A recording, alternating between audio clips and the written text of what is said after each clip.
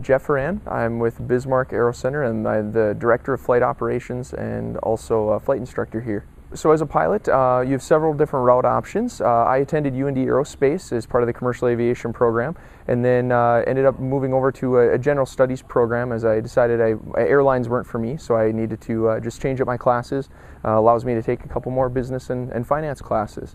As part of being a pilot, you need, in order to fly for a profession, you need several things. You need your flight instructor ratings if you want to teach people how to fly, but you also need a commercial pilot's license and things like multi-engine ratings, instrument airplane ratings, and overall flight experience in order to get into bigger, faster, and more advanced aircraft. So it took me 4 years in order to go through from start to finish for all my flight training requirements.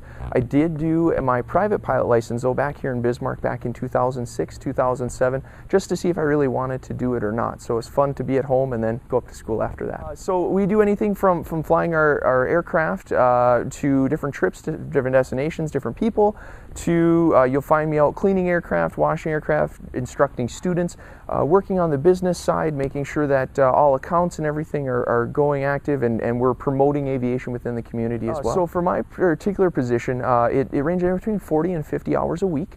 Typically, you're going to find a pilot, we are obviously needing to be on our A game all the time and get plenty of rest. And so you'll see pilots varying their schedules between 20 hours a week and upwards of 40 to 50 hours. So typically I fly 2 to 3 times a week. And so you're going to find me in the office on the days that I don't fly, either working with students or working around the aircraft, getting them cleaned, ready to go, working on maintenance issues and coordinating maintenance as needed.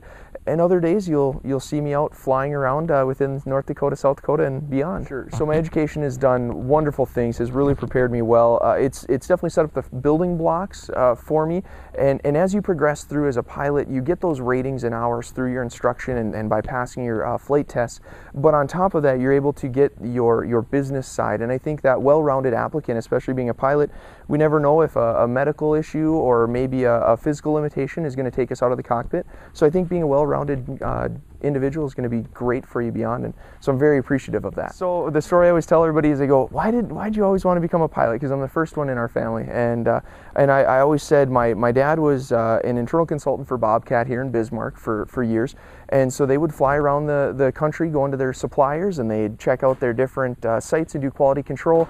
And he would always come home at the 7:30 arrival time for the Northwest DC-9. And so I'd always put my face up to that old Bismarck terminal, peer out the glass, and I was always looking at my dad landing. That's when I knew. That's a tough one for me because I'm a very social guy, and I kind of find it fun to work with people, but at the same time, as a pilot, you're still working with individuals just over a radio. And so I love the technology and having to work with the hardware and software interface, but at the same time, we have to be social people and work with people, because that's what we do, is transport people for business. So I think adaptability, knowing that your day is typically not going to be a typical work 8 to 5 day, having some flexibility, and also knowing that being a pilot as a career is more than just waking up, going and flying. It's part of your lifestyle, and so as long as you embrace and understand that, I think you're going to do very, very well.